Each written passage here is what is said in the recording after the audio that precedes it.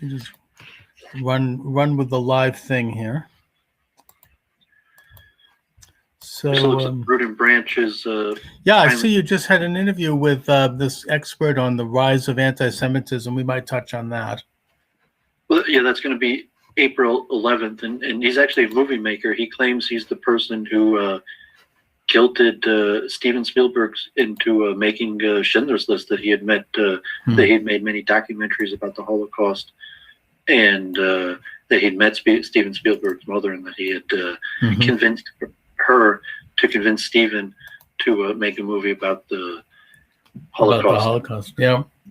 Yes, it'll be very interesting. And, he's spoken before. He actually might be trying to make another documentary with the Root and Branch Association. All right, so we're joined by Dooovid. Charles Moscowitz here. We do this, Dooovid and I have been doing this every Thursday at 1 p.m. live at the flagship station YouTube and all of the various streaming affiliates to the show and platforms. And Dooovid, the show is growing. Every time I have you on, I get I'm getting a lot of interest, and I think we're talking about issues that are relevant and that are profound, and that are issues that people want to hear about. Yeah, people probably want to hear deeper discussion about certain things that aren't being discussed, and maybe people are more intelligent, more well-researched.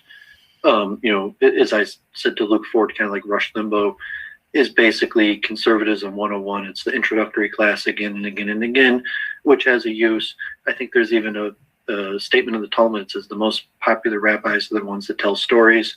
And, generally the rabbis who have the most important functions are the least popular. So you have a podcast that, it's not going to be like Rush Limbaugh, but, a little bit more intellectual, covering. But you can do it. You can also occasionally crack a few jokes and tell a few stories in the process. And Rush Limbaugh was a master at that.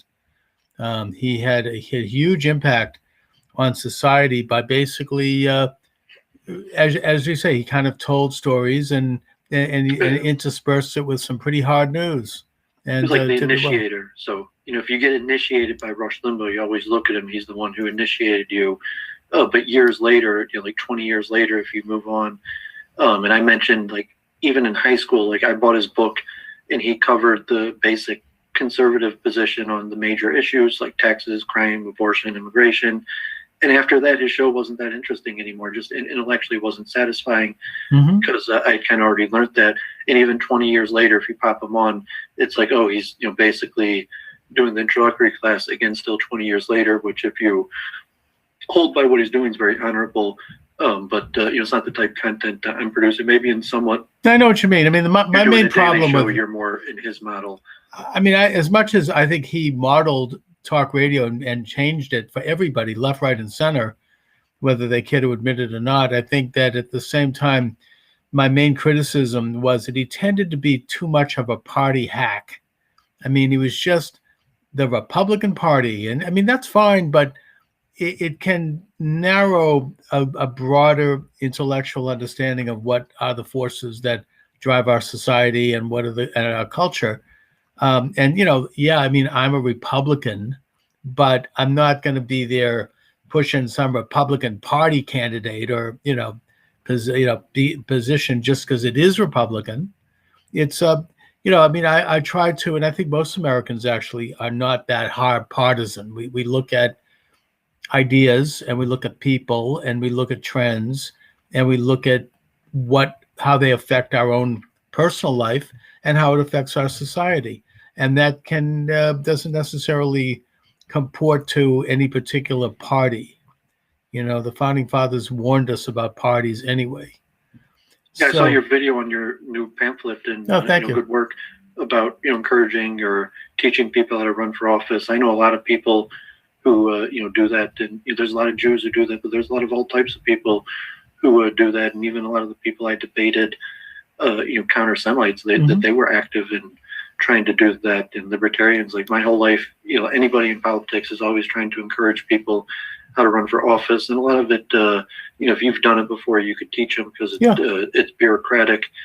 And I appreciate in your video that you said that, I guess as a believer in the system that you would extend your help to even someone on the opposite side. Oh of, yeah, I mean, if somebody the wants, if they're like a Bernie Sanders type, I mean, I'm interested in people running for local office, because I've realized from this last election that local office is not only where the power of governing resides, but it's where the power of governing has been forgotten, and that we need to reassert that local power in order to reassert control over our own lives and our own destinies. And if you're very left liberal and you live in a district where that reflects those values, I support that, because and in a way I'm opposed to what makes up most of our political figures, and that is career hacks, politicians who are just in it either for the money or for the ego stroke. They're a bunch of narcissists,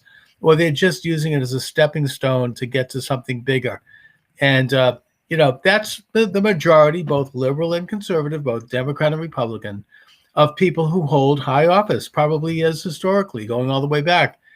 And there's always been a resurgent movement among what I call citizen politicians, people like you and I, people who are housewives or house husbands or retired, or they're teenagers, or they're empty nesters, or they're anyone who has a little extra time in their hands, who wants to step up and run for one of these local offices because they care about a couple of issues. They want those to be heard. And the thing that's amazing, and I get into it in my booklet, is that they can win. And you can go in there and present your issue and start to reassert the normal and natural powers of these offices. It's funny, here in Detroit, a friend I go to yoga with, and his sister was the head for Detroit. I think it's New America Foundation, and basically they encourage first generation immigrants to America to run for public office, which besides like president, Congress, but there's a lot of public offices that first generation immigrants are allowed to hold, and they do basically what Charles is doing. That they teach them how to run for office and provide them support and structure. But it's generally the idea of the organization is to give a new face to politics of new immigrants moving, and this one is predominantly Asian. That the woman in Detroit runs it. Indian, there's a lot of Chinese, and so in Detroit there's but also Rashida Tlaib, I think, was part of this group, and as a general immigration issue, or like Ilhan Omar, that she's just as American as anybody else.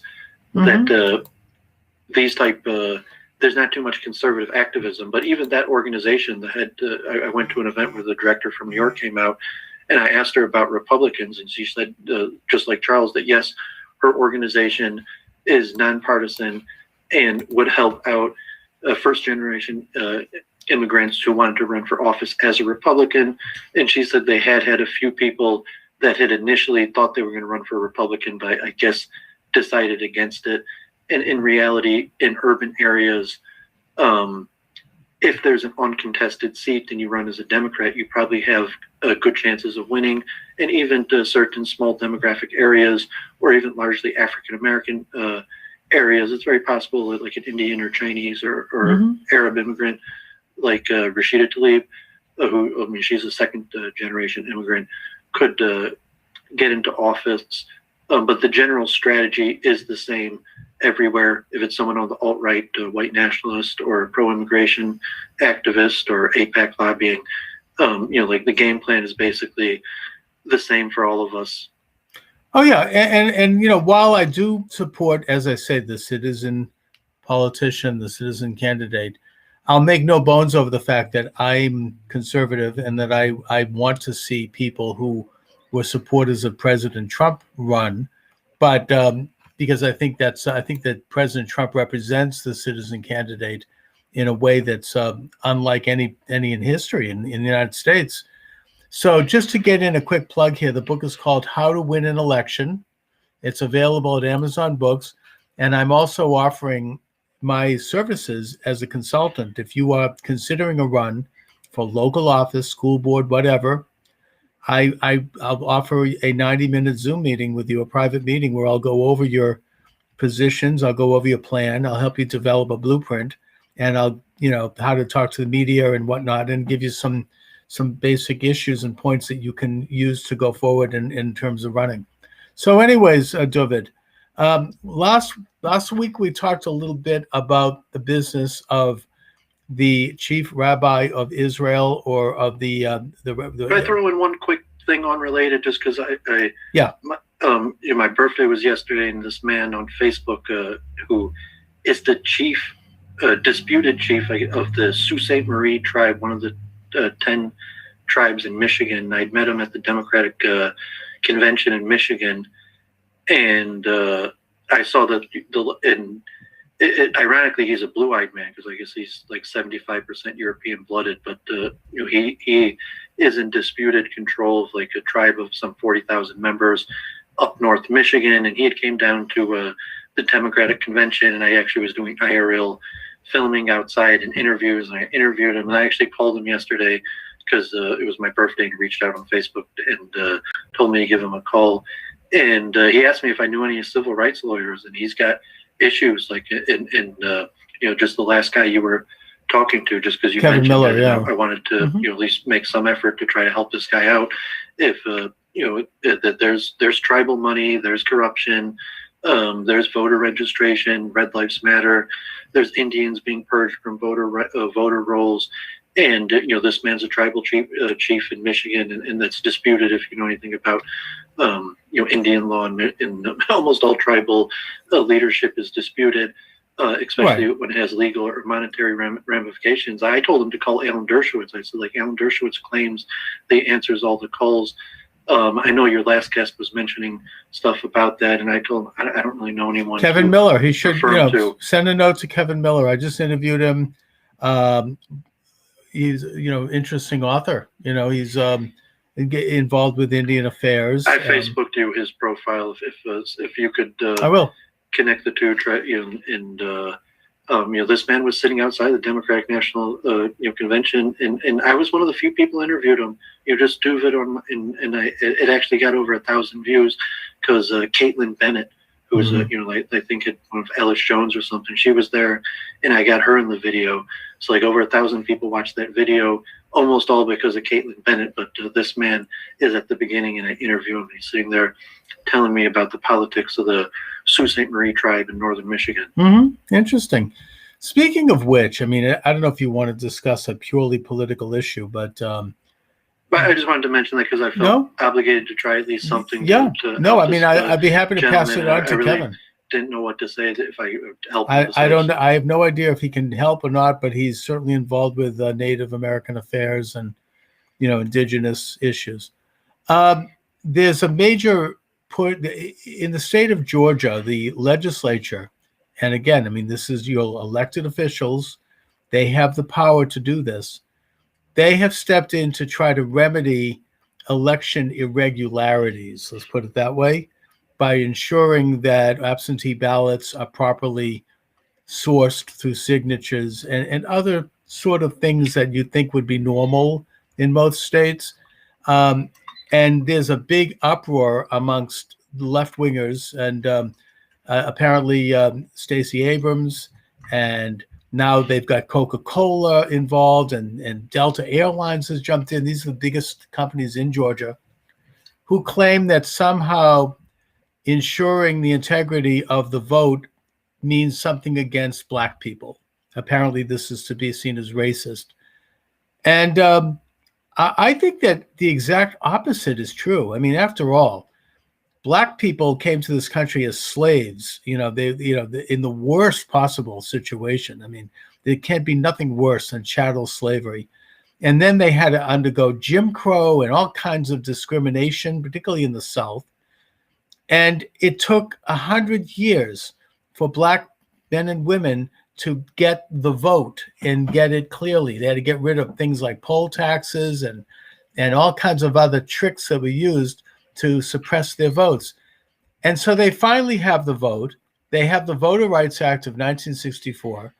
And now you have this liberal movement that's trying to say that they want to give a pass to fraudulent votes, to fake votes, because Black people are not somehow capable of registering to vote. First of all, how racist is that? and how insulting and patronizing. A black person, in case these left-wingers, predominantly white left-wingers, didn't notice, are just as capable of registering to vote as a white person, and do so. And they do vote, and they should try to encourage registration. But instead, they're using somehow this paternalistic, old racist trope that black people are like children. They can't register to vote like everyone else, to claim that having laws that actually preserve and advance one man, one vote principle so that people are not suppressed because their vote counts, that somehow having those laws which protect black votes is somehow against black people. This is a vicious lie. This is the most racist. This is the new racism. The new civil rights movement right now is to bring back the right of the citizen to vote and to make sure that their vote is counted equally and not diluted and suppressed by a fake vote. And for them to try to frame this as somehow, having something against black people, quite the opposite is true. So I just really hope that people see through this farce, and this racist leftist agenda and stand up for the integrity of one man, one vote, and make sure that every vote that's counted is a real vote and it's not being diluted by frauds. Yeah, although, generally that's why I'm down on elections or even America, saying like the ship is already sunk, the republic has already fallen, the corporations are just keeping it on life support so society doesn't crumble. And you see like Biden, who's just going to keep on giving away money, till there's nothing left to give away. But you're saying elections are about winning, and at the end of the day, people basically vote their race. And even in Israel, when you only have Jews will subdivide and vote their race. And as you look at Israeli elections, like if you're a Russian Jew, if you're a Sephardic Jew, if almost over 50% of Israelis basically vote their race.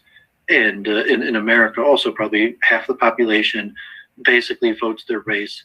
And in terms of winning, if you say African Americans vote Democrat, so the way to get more Democratic votes is to get more African Americans to vote. And so strategically, you're saying like, no, I don't trust any of those people. Everything that all of them say is a lie, and it's all strategy just to win. From that pessimistic view, it's like, of course, of course they're all liars. Of course that's how they do it. Of course, and really, the fraud is the democracy in the first place. That democracy is problematic in the first place, especially representative, where you're forcing everybody to seek, so to say, salvation under one flawed person that really can't give them salvation. And that's why politics at a certain point is a dead end. Talking about in the larger issues of culture, economics, might trump things. It's just like, who is expecting what to happen? Now you have the border crisis, you have extreme pushback, you might have running out of money, that Biden in his first 100 days might bankrupt the country to the point where he's not capable of doing anything for the rest of his presidency. And if God forbid, what I'm saying, the republic basically has already fallen. And if it's like President Obama used to say, our institutions are resilient. So even though the greater country, what it means to be American, the narrative has basically collapsed, our institutions are still relatively efficient and productive, and that we could probably run, so to say, with the lights out in the White House anyways, for quite a few years. But if they bankrupt us, or if at the border it becomes like Gaza, God forbid, and we've been talking about Israel so much, and I've been mentioning this stuff related to China, and I mean to Israel and the border wall, but there could be hundreds of thousands of people at the wall, to the point where it's like Gaza, where they're eventually they can get through, and it's going to be a war, because that's the way problems escalate. And we should probably talk about George Floyd. And I was watching the key moments of the trial, and just to mention, like Black Lives Matters and BDS, I've been going to university events for years that have been combination of Palestinians and Black Lives Matters, and the racial element of the Israeli-Palestine aspect is the most obvious aspect to anybody looking. Any person who doesn't know much about world affairs and just looks at Israel versus Palestinians, the first thing they're going to notice, maybe the Jew Gentile or Jew Muslim, is that Israel generally represents lighter skinned people and Palestinians generally represent darker skinned people. And to think that this place where George Floyd, you saw the video, I don't know how much of the trial you watched, Charles, but George Floyd probably spent every day going into a store looking at a Palestinian flag. And, all the people who testified going to that store is saying, like, yeah, they probably, as a kid, if you're African American in Minneapolis, you go into a store and see a Palestinian flag, and you look at the guy behind the counter, and then you look at Israel, and you see a direct association that Palestinians are darker skinned than Israelis.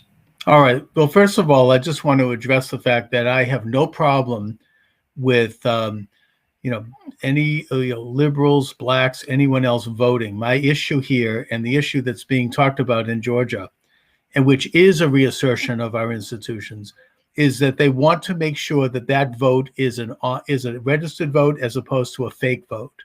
This is not about the actual voter. I support. If Stacey Abrams wants to register black voters and she wants to get them to vote based upon race, and you're probably right, a lot of people do vote on things like skin color and whether or not someone has a vagina or whatever, and that's sad to me, but that's how people vote, then fine, let them vote as long as they are a citizen and they're registered to vote. The issue, and this is a reassertion of the fact that we still do have control over our government and that we still do have resilient institutions, is that states like Georgia and now other states are beginning to reassert their sovereign right to make sure that there is no voter fraud. That's what this is about, not the legitimate voter. If the legitimate voter is whatever they are, black, brown, whatever, the problem is that vote, that black vote, is being suppressed by a fake vote. They want to, for example, in Georgia, remove the standards for absentee ballots. They don't know who is voting on that absentee envelope. The point is you have to have an integrity system where that vote can be verified by a signature or by some other means so that you can know that that vote was real. Because if that vote is not real, then that's voter suppression. They have suppressed a real vote, whether that real vote is black, white, or otherwise. The other issue is that in Georgia, you have this in Michigan, and you have it in many other states, you have people on the voter rolls who have either passed away or who have left the district or the state, and yet those votes are being cast. That is a fraudulent vote. That's been going on for a long time. You have, when the polls close, you have corrupt polling officials who go in and they vote on all the names that did not show up to vote, including people who are dead. That, there was an attempt in Georgia to fix that problem by going through the voter rolls and confirming that everyone on that vote was alive and lived in the district, and getting rid of the names who were not who were not alive. And that was stopped by a federal judge in Georgia by the name of Nancy Abrams, who happens to be the sister of Stacey Abrams, and who prevented a district from doing just that. So the people of Georgia and their representatives are now stepping up and saying, we want to return honesty to our voting. We want to make sure that every vote is counted, which is a real vote. And by doing so, we want to protect all of the voters of Georgia, black, brown, and otherwise. So that's why I say this is a civil rights issue. And it is starting to spread to all of the other states. And then you have leftist activists combined with the big multinational corporations who are trying to somehow say that they shouldn't do this because this proves that someone who wants to do it has something against black people, which itself is racist because it implies that black people are somehow less capable of registering to vote. Anybody can register to vote. If you can go to a grocery store and buy, a soda and a pack of cigarettes, you can register to vote. You have to show ID to get a vaccine for the COVID virus. You have to show a vaccine to get anything. And, so you can show an ID to get the right to vote. Anybody can do that. And to suggest that somehow black people can't do that, that's racism in its ugliest form. Yeah, I mean, I never throw that word around. I do, but this one. Just like anti-Semitism. It's like, you're an anti-Semite. You're an anti-Semite. I mean, they're not like, consciously racist, but it's an agenda. It's a like, paternalistic, agenda of racism. And they're the ones who will say you're a racist. They're saying that because anyone who calls that you counter it. Anyone who calls anyone that word will call everyone that word. Well, you have to counter it by saying who is the real racist. I mean, the idea that black people are to be treated like children, that's like racism. That if you could somehow objectively say that, yes, I've determined that this person is factually a racist, when it's not.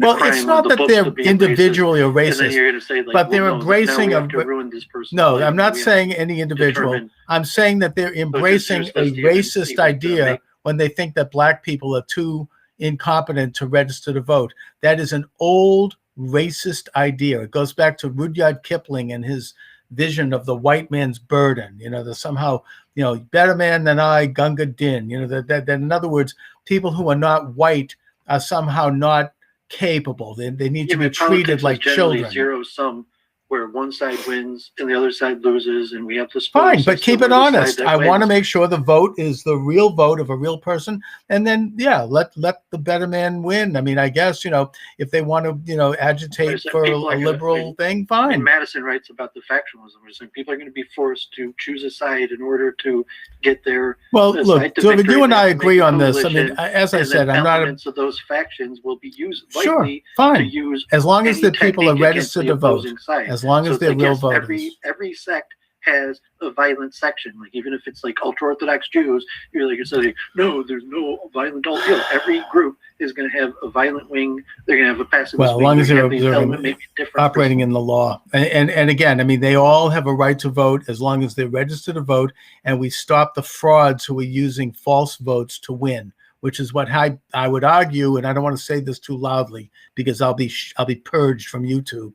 But I would argue that there were some of these kinds of irregularities recently at a certain election, okay? Let's not get into it because we're not allowed to talk about this in the Nazi atmosphere that we're operating here.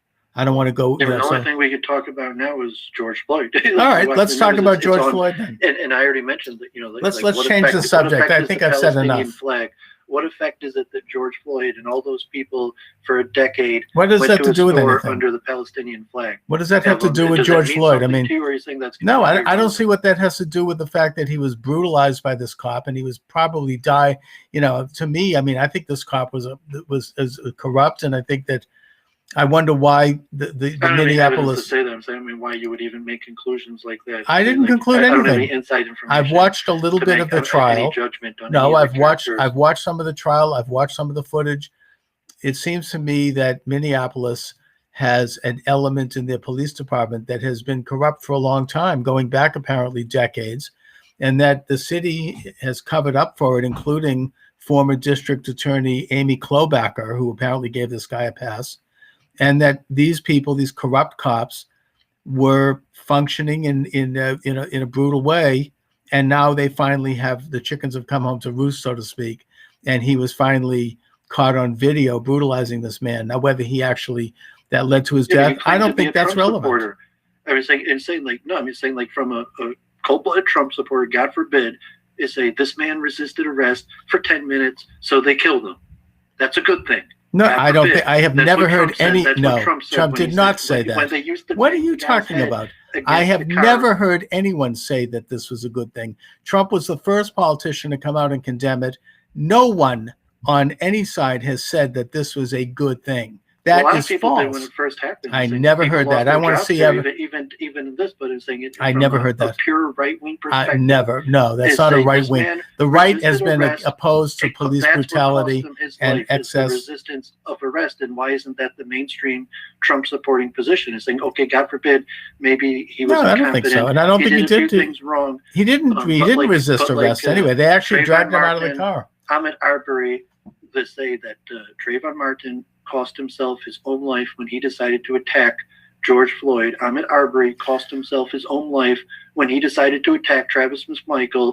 George Floyd cost himself his own life when he resisted. Well, I don't think that in the case of George Floyd, I don't think that's what happened. I think he was already in the. You're I saying saw that position's not even acceptable. No, I mean it may be. It depends on the situation. Historically, that there would be in the conservative argument to say, okay, God forbid this. He shouldn't. Dooovid, it depends on the individual situation. I mean, if somebody. And you're already saying that this cop. I'm saying that in this particular case, corruption. Yeah, it was excessive force, and he wasn't resisting arrest in this case. From the video I saw, he had already been put in the car. He was already in handcuffs. And then this cop comes by, opens the door, and pulls him out of the car, and then puts his knee on his neck. So he wasn't resisting arrest.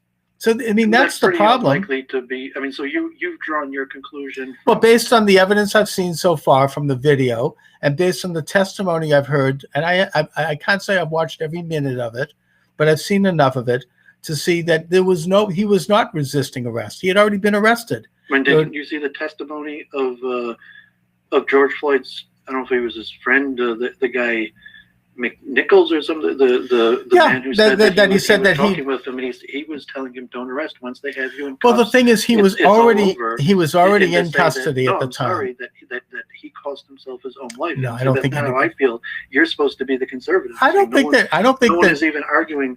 That's not a conservative position. The conservative position is to look about George Floyd. On news, many times said that he's like resisting arrest. Yes, it is, but that wasn't what happened. Cost you your life. But that isn't what happened. That's not how you feel as a conservative. Yes, it is how I feel, but that isn't what happened in the case of George Floyd. He wasn't resisting arrest. He was already in the car, and then they pulled him out and they attacked him. If he was resisting arrest, then yeah, but that wasn't what happened. I mean, I don't think anybody's saying that somebody who's resisting arrest shouldn't be tackled. Nobody's saying they should be killed. Yeah, well, that is what they're saying, and that's why I'm that he should be killed for that. No, I don't think so. Well, that's why I'm mentioning the racial. No, I don't think so. Of the comparison. And by the way, I don't. Palestine and Israel, and saying that what does that have to do with it? There is a factor that store was flying Palestinian flags. Anytime someone resists arrest, whether they be white, black, or otherwise, so who's coming in and doing the policing? Is a lighter skinned person coming around telling darker skinned people what to do at the force of arrest and death. Look, at anybody who's resisting arrest, regardless of their race, runs the risk of, and I'm not saying they should be killed, but they have to be, subdued. Now, I don't think that was the case with George Floyd, but I think that generally is not a liberal conservative thing. Why liberals say that you should resist arrest? I mean, resisting arrest is going to cause you to be we're saying like, no, the punishment is death. I'm sorry. Nobody's saying the punishment's death. I've never heard that. Punishment is I have never heard that. No one saying. If it was Singapore, can you show me an example, Dooovid? Punishment is a flogging. Can you show me an example of anyone who said that somebody resisting arrest should be killed? They should be subdued, maybe, but I have not seen anybody say that somebody should be executed. Giuliani had said that in interviews multiple times. He did not. Years. I mean, he didn't say that they should. He did not say that. Don't lie. Refusing to listen to an officer can cost you your life. It can, but that's what I mean. It should. If I'm stopped, if I'm driving, I'm not saying that should, but to say that resisting arrest, you don't resist arrest. Your life. And the officer, if you're resisting arrest and the officer kills you, don't blame the officer, blame yourself. All right. Well, look, the point is, if you're resisting arrest, if I go out on the car today and I'm being pulled over and I resist arrest, I can expect the officer to forcibly arrest me if necessary. And that, I suppose that ultimately, if I resist too hard, like was the case, for example, with the guy in Ferguson who tried to grab the cop's gun, then you could end up being killed, no matter what your race is. It doesn't mean it's good. It's a last resort. We talk about Talmud and something, because in theory that the punishment for disobeying a Roman officer could have been death on the spot, that they didn't have to arrest you and take you to court. The Romans didn't have any kind of civil law. Rationalistic. We're more trained, and quite frankly, Boston what should be in America versus is Saudi Arabia or Singapore. Well, this is we're talking America here. Severe punishments, including corporal. We don't engage in corporal punishment on the street. We don't condone in this country. Saudi Arabia has the right to execute. Yeah, we don't, and we don't. We actually don't. They do it according to a fair. Fine. We're not talking Saudi Arabia or China. We're talking about America. We don't do that in this country. You claim to be a Trump Republican, and Trump basically said we need to make the police more violent, and now you're He pushing never said back. that. And not to Show me where he said George Floyd looked pretty bad, but no, he never said. He was the first one to condemn the excess. No, that's not true. No, you're simply not accurate. That the police need more leeway to do their job, including violence. So that's what the claims. No, it was including Trump taking. Even said the good old days when the cops used to ram the guy's head against the car door by accident. Trump said that out of his mouth. I think he went multiple times. No, he said it. He said that. Yeah, hello, Dooovid. I know what you're talking about. He said that in reference to the MI5 gang in Long Island, who were basically brutalizing an entire community. That's true. He did say that as an opinion. He wasn't saying it as a matter of having that implemented by law. Stephen Malino was saying you should be arrested if you spank your own kid. And Stephen Malino, who's that? No, the rabbis, the Torah says that you have to spank your kid. It's a requirement as a father, and even from a legalistic perspective, he's like, no, lashes and physical punishment is the best way to deter crime.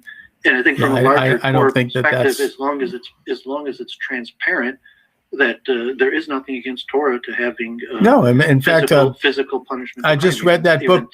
I just read that book about the Skeever family with Shulam Dean. We talked about that last week. They were constantly beating the kids in school if they got a wrong answer. I mean, it's terrible. But say it's terrible. You're saying, but why is that terrible? That's your judgment. Because it's excessively violent against. In your opinion. In my opinion, that's right. Now, if they, I don't think anybody's to but me. Yet you're a Republican. Yet somehow you're calling yourself a Republican. Why you think Republicans? You think Republicans support brutalizing people? I reject that. That's a stereotype. That you should use physical as an absolute last resort. I never heard that. Well, even as a last resort, it's a first resort. Saying Donald Trump went to military academy. He was probably hit. Like you read Mary Trump's book, and I said, God forbid you would say she's a self-hating German, but saying that's the way Donald Trump was raised.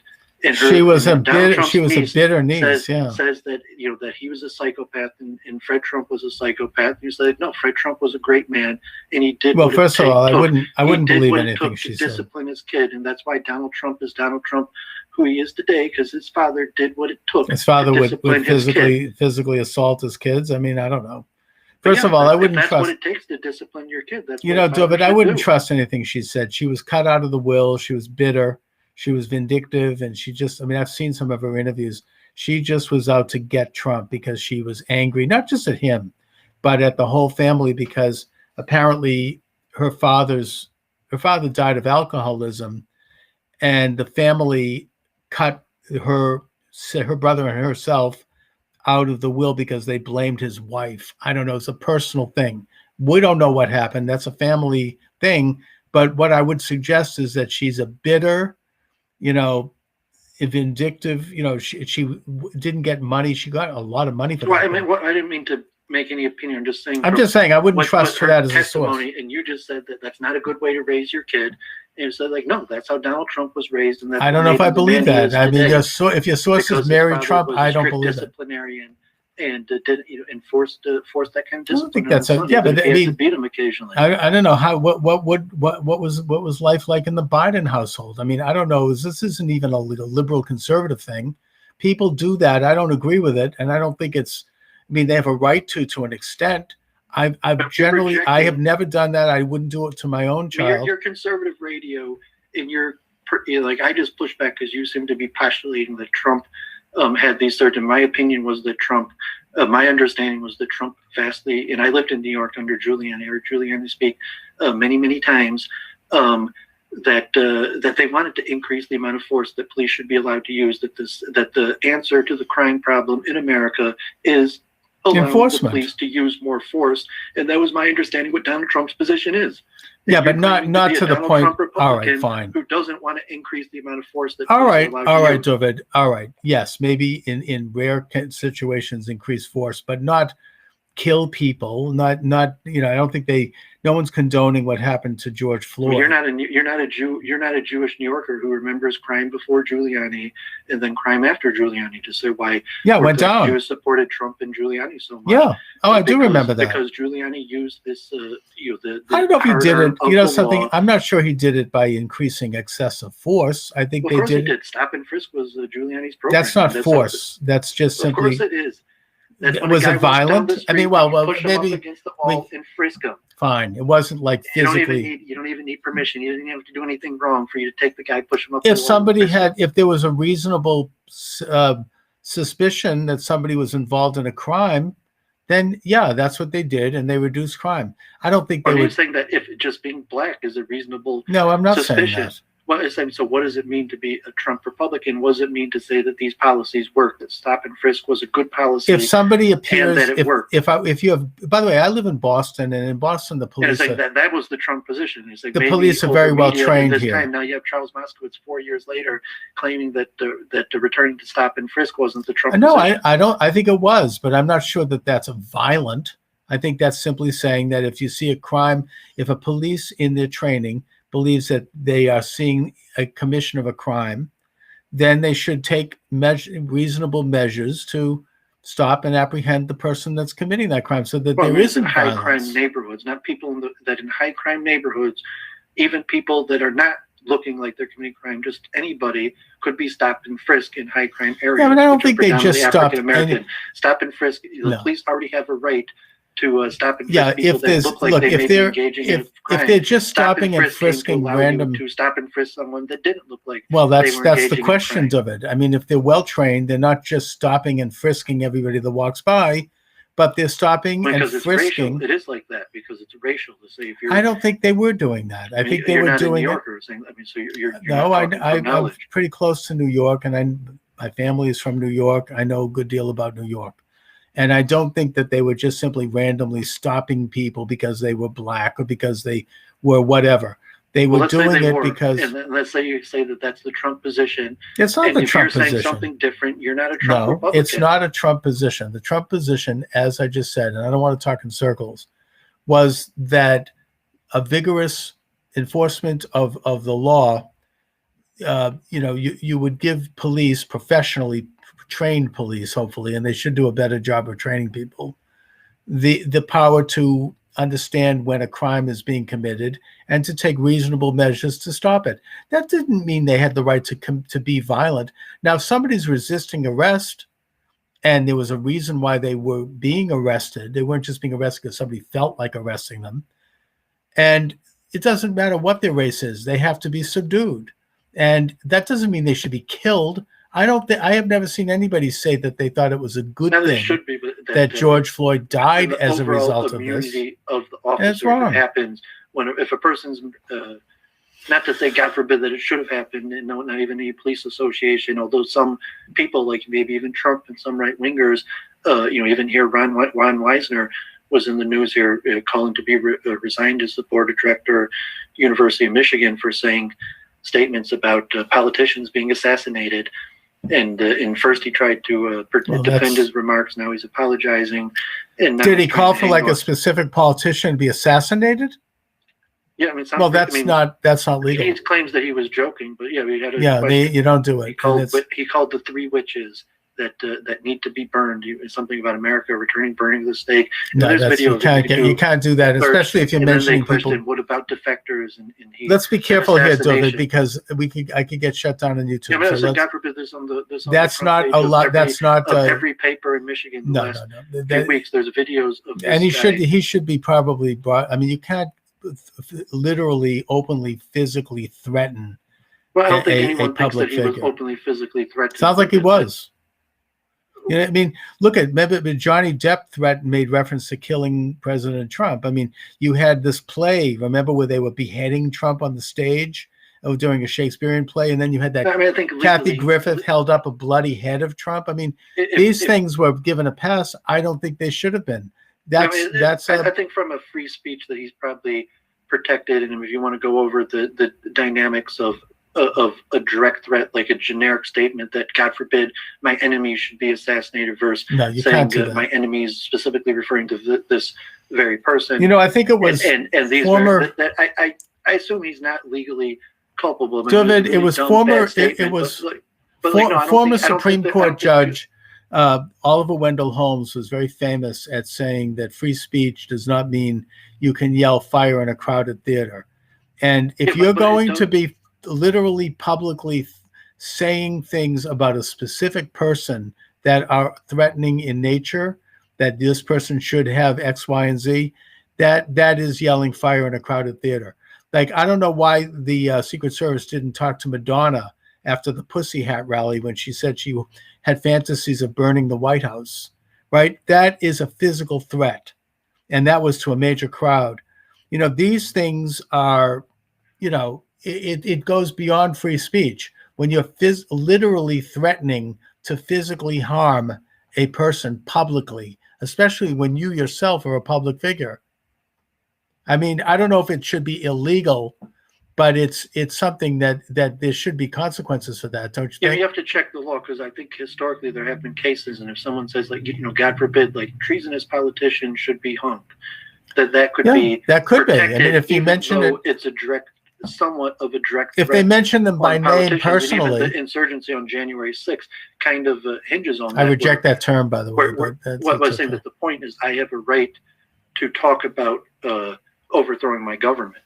And if a person uses language and I mean, God forbid, I'm just saying from a pure legal perspective, what is the Constitution? What is the history? I listen to Alan Dershowitz show all the time. I've taken these courses on the First Amendment, but there is a certain leeway that looks almost like a call to violence, but it's acceptable towards your own government. Look, I mean, if you're embracing you should know more about. No, I agree with that. Dooovid, if you're embracing a political ideology that calls for the overthrow of the government, which is exactly what the Communist Party did, then yeah, you have a legal right to do that. But if you're saying, I'm going to take out, you know, Joe so-and-so or Jane so-and-so, that's another matter. You know, I don't think that, and by the way, I don't support any group that calls for the overthrow of our system, of our government. But you do have a right to do that. You know, there are people that do that. I mean, I think it's Louis Farrakhan. Doesn't he represent, like, he wants to have a black controlled state or something? I mean, I would say it's on video what Ron Weezer in Detroit, in Michigan said, but if it's no one's saying that he should be arrested. No, but if he mentions somebody's name, and no one's even saying that he would have to be recalled through 25% of the electorate. There is nothing within the law that could require him to step down. I don't know what he said. I don't know what he said, and I'm not sure I want you to repeat it. Demands like Cuomo, that you know, for them to actually open up an impeachment trial against Cuomo is pretty unlikely, even though for a period of time there was basically universal demand from the Democrats that Cuomo stepped down. So in Wiesner's case also, I'm pretty sure that what he said is protected, and saying it's on probably YouTube, again, I don't know what he said, Dooovid, and I don't want you to repeat it because we could lose my YouTube channel. But in Michigan, all I can say is that if he called out specific people for execution, then that's a problem. If he's saying I wish this government didn't exist, that's protected. It was a response to a question about how to handle Trump defectors in the Republican Party, and whether it was in direct reference to the two people that are. Well, he shouldn't call out people by name. Trump defectors, but it was a generic question: how to handle Trump defectors. To which he gave general, God forbid, answer of which I think was assassinate them, God forbid.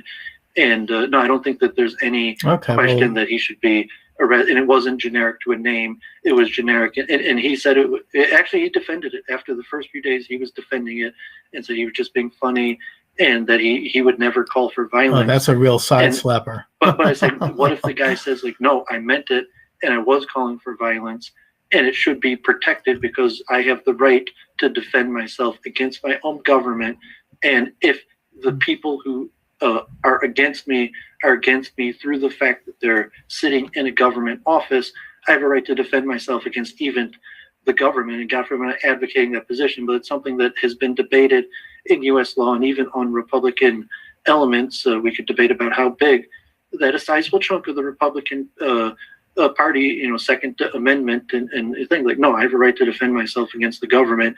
And if you, as an agent of the government, come after me, I have a right to defend myself against you as a person. I support that.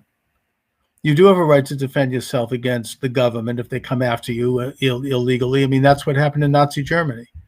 When they took away all the guns. It was really not the Nazis who did that either. It was the Weimar Republic that banned private ownership of guns in Germany in the 1920s.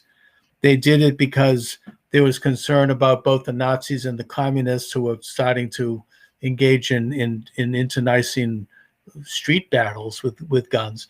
So they disarmed the entire population, which meant that once the Nazis came into power, they knew ultimately that when they came to pick up the Jews, they wouldn't have somebody on the other side of the door with a gun. So Count Dershowitz mentions this constantly, that he thinks that you shouldn't have attorney general as an elected position because people run for attorney general on that they're going to go after certain people, and therefore it's a political position. And so if you're like Donald Trump, who's an important person, and the New York attorney general runs on the platform that they're going to investigate and try to throw Donald Trump in prison if they win, then what right does Donald Trump have to defend himself? It's a terrible thing. I agree with that, because can you imagine you have this attorney general that's running to persecute a particular person and their entire family and all their businesses just because they don't like their politics? The persecute. What about Nessel? What is she doing? Well, I mean, she's people who did have people disbarred that tried to do anything to criticize the last election. That's disgusting. That's what they do. And using it to go after. That's what they do in third world countries. It's a disgusting. It's a shame. It's frightening. It's the result of democracy, because attorney general's a democratically elected position. She's just doing what the people who sent there. I suppose sent her there to do, just like Jocelyn Benson, and Secretary of State. That's an elected position. Why is an elected position if she can't run and use the discretion to change to change the voting laws? Because it's not in their purview to do that. Like, what's the purpose of having his elected position? Because you have you could take a look at the state constitution and the state charter, which lays out very specifically what the responsibilities are delegated to a Secretary of State, and changing election law is not one of them. The election laws, this is what's happening in Georgia right now. Election laws. Why is it because the state constitution. I mean, because it's in the Constitution. But if it's a ceremonial position, it's not a ceremonial position. But, no, I think they have some things. No, Attorney General and Secretary of State has extreme political ramifications, and most of the people who run for those positions run on a political ticket. They run on. But it doesn't give them unlimited power, though. They're going to change the type cases that get prosecuted. They maybe the type cases that get. Yeah, that's right, and they do that, and that's it is a big problem in our system that they can then persecute someone they don't like politically, and then ignore someone that they do like politically. Like, why wouldn't the New York Attorney General go after the Clinton Foundation, for example? Because they like Giuliani Clinton. Was district attorney. That's why I mentioned, like, he was a prosecutor, and he probably did. That's why he rose to mayor.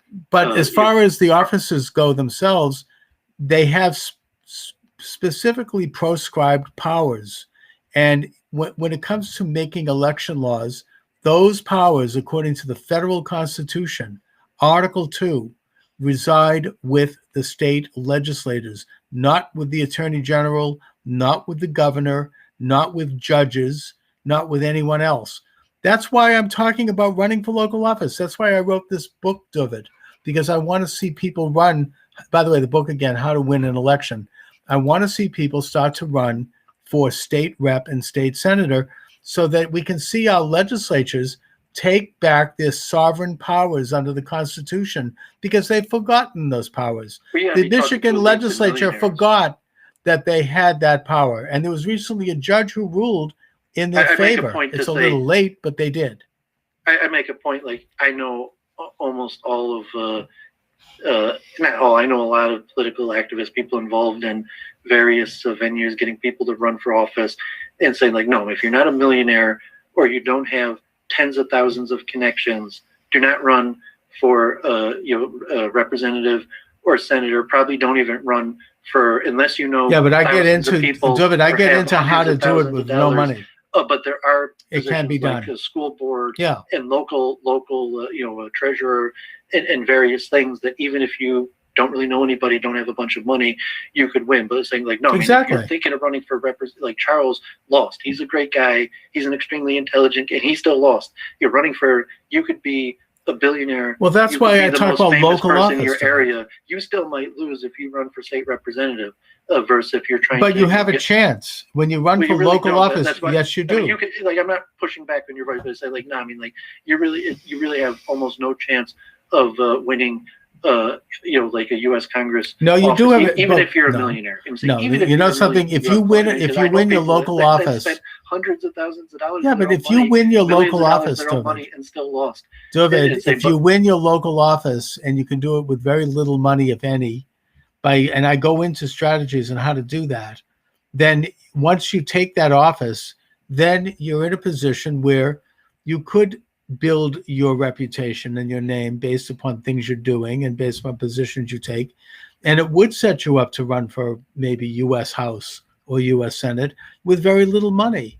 Look at Donald Trump didn't get much money. If you're a person that, for whatever reason, like if you're one of the most famous rabbis or preachers or a famous person. Well, that's just it. You end up developing a reputation. You could stand on a street corner and shake 1,000 hands a day. But like, it's like, no, you have to win. Any election that you should have an estimate of how many votes you're going to need to win it. So if it's a U.S. House, it's almost guaranteed you're going to need at least tens of thousands, probably hundreds of thousands of votes. And you say like, no, if you can't actually get out and meet and speak to those people, you should assume they're not going to vote for you. And if it's a local, like a city council, where you're like, no, I need about 800 votes to get on city council, you say like, yeah, I think I could get in front, speak at enough synagogues or churches, stand on street corners and shake 800 hands. We say like, no, you want to run for U.S. You got to have hundreds of thousands. Dooovid, we're talking in circles again. I mean, what I'm suggesting is that you need to start with the most local office, and that's really where the power is, anyways. School board, board of assessors, comptroller, the register of deeds, alderman in your town, because you can win with very little money.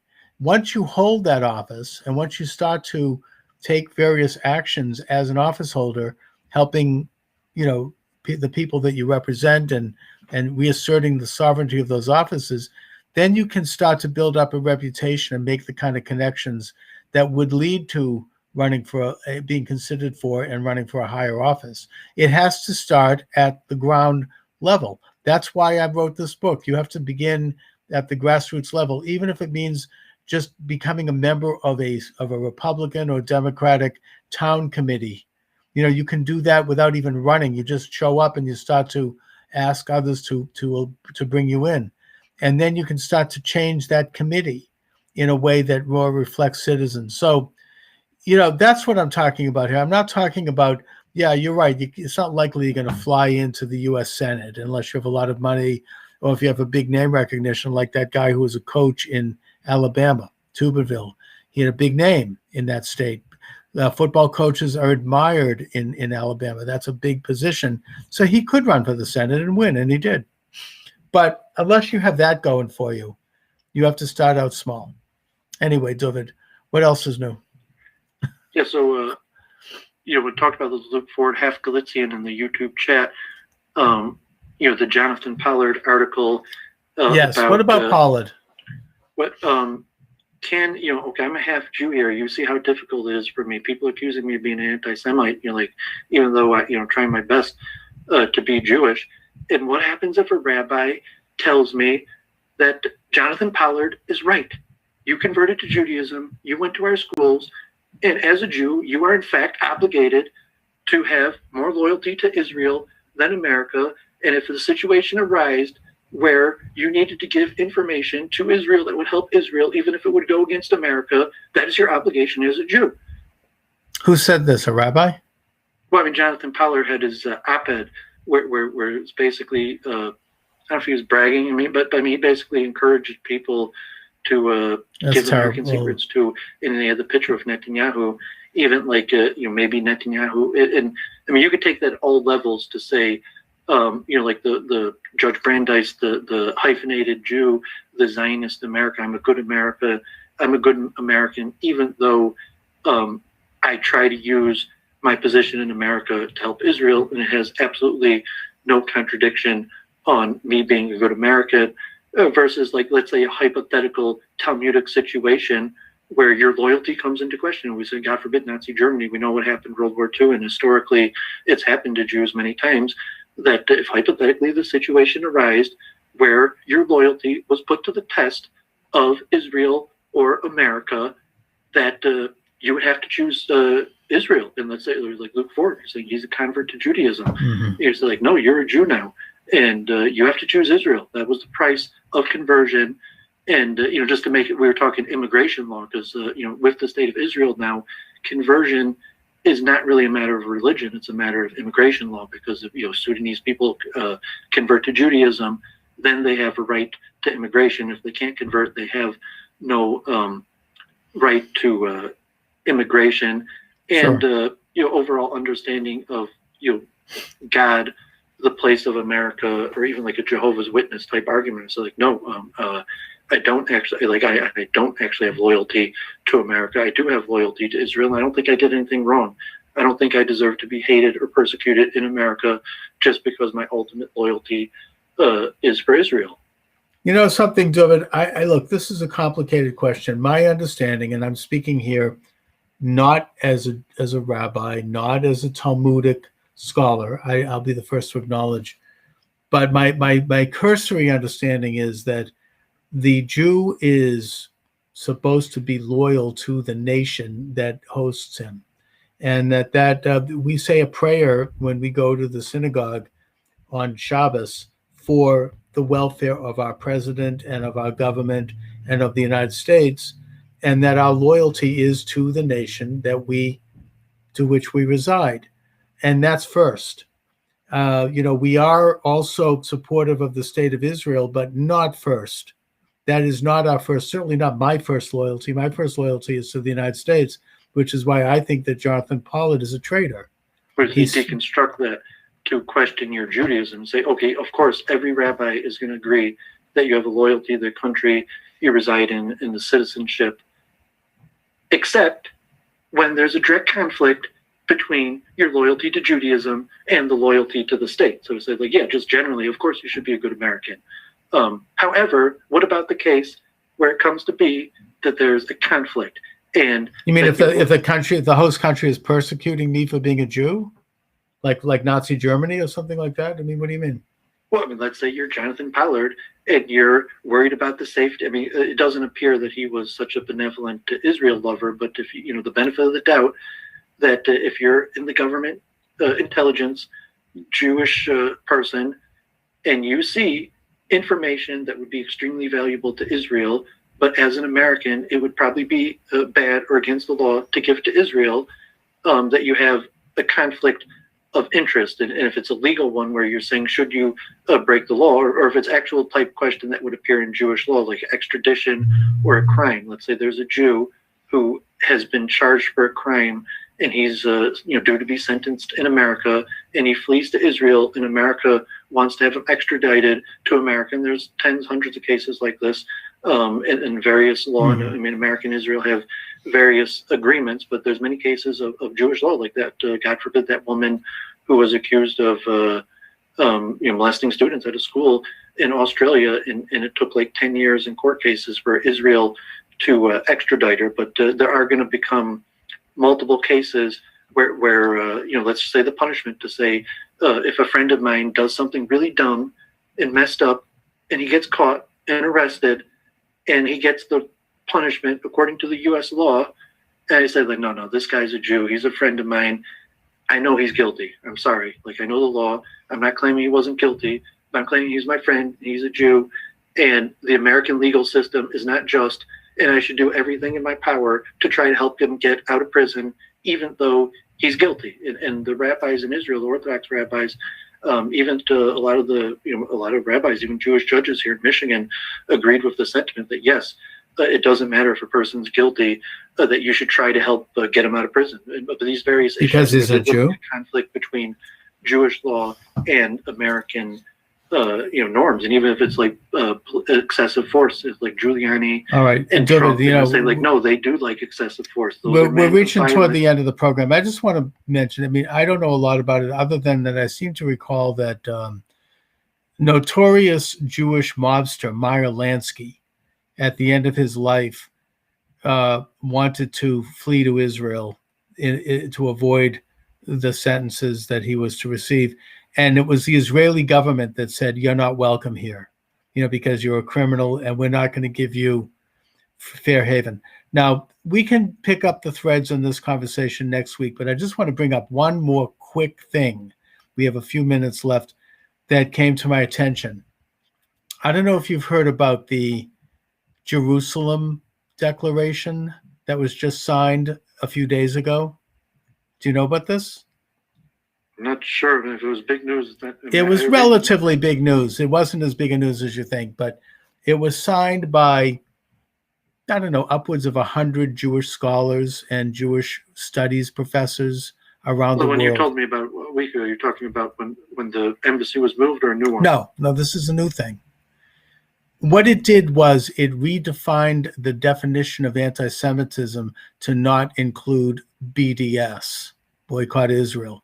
It basically says that is not anti-Semitic any longer, unless it's a very specific thing.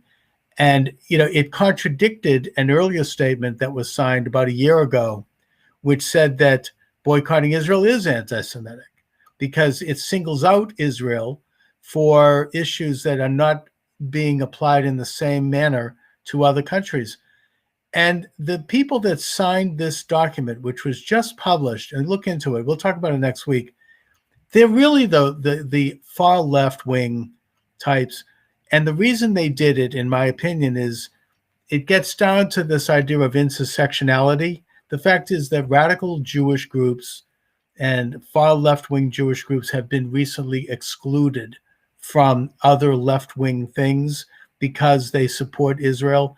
And I'll give one example, that being this lesbian feminist group was denied access to the Women's March in Chicago because it was they were seen as Zionists.